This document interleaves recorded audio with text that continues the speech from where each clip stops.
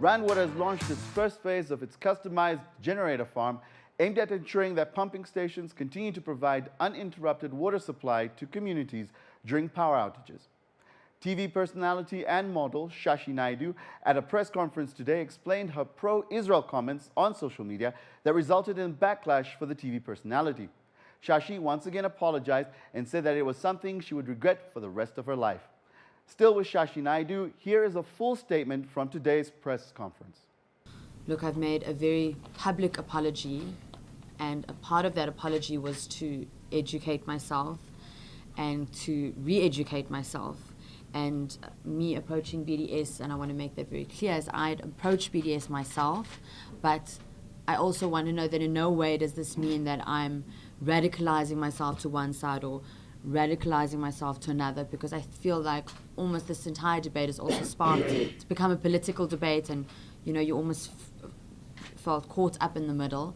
I feel for me this is a humanitarian issue.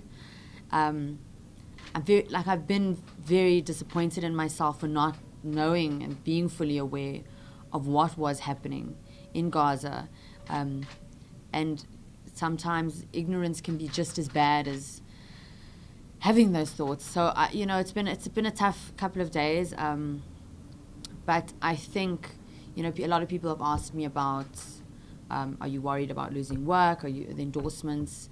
I think from my side, that is not a primary concern of mine at the moment. I think rightfully so, a lot of brands should distance themselves from all this conflict. But the one thing I think I've realized in all of this, I said to Mohammed, do you think anyone will come today? I was expecting to see 1 or 2 people here, but I do have a voice. So if that is the only thing I have left, I can use that now in a positive way. Or I could sit back and say, look, I give up, I'm going to cry myself, and we all know I cried, but I can stay crying, I can say I'm going to kill myself, but I'm not going to do that. I'm going to use the voice that I have to discuss the humanitarian issues, to share what I learn. And as I said to him, it's a journey, it's going to be a journey for me. And I hope that other people that might perhaps have been ignorant before can share in that journey with me, learn more, know more, understand more. I feel certainly in the last 48 hours, the last 3 days, my eyes have been opened to what is happening. And you can't unsee, when you've seen, you can't unsee that, you can't unread it. So I think my life has changed its course in a way, and probably started a completely new journey for me.